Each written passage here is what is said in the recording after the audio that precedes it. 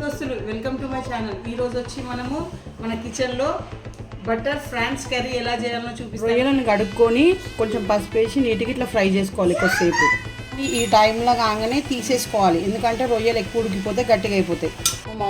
France ఉడకబెట్టుకున్న తర్వాత ఈ విధంగా అయితే అండి. దాంట్లో మనము ఇది గ్రేవీకి ఏం రెడీ చేసినామంటే ఉల్లిగడ్డ, టమాటా, కలమ, కొత్తిమీర, పుదీనా, గసాలు, కొబ్బరి, టమాటో మంచిగా వేయించుకొని గ్రైండ్ చేసి పెట్టుకోవాలి గ్రేవీ కోసం. ఇది ఒక బాండి పెట్టుకొని దాంట్లో ఆయిల్ వేసుకోవాలండి. ఆయిల్ వేసుకున్న తర్వాత మనం బటర్ కూడా వేసుకోవాలి.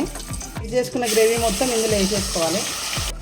గ్రేవీ అంతా దగ్గరికి అవుతున్నప్పుడే మనం దీంట్లో మసాలాలు వేసుకోవాలి. పసుపు, తగినంత కారం, ఎంత ధనియా పొడి, మన టేస్ట్కి సరిపడే సాల్ట్, మేతి, కరివేపాకు, భోజ్వర్ ఆకు. గ్రేవీ ఉడికిన తర్వాత వెంటనే మనం ఇందులో రొయ్యలు వేసేసుకోవాలి. Butter prawns ready. మన butter prawns curry ready. Like, share, subscribe.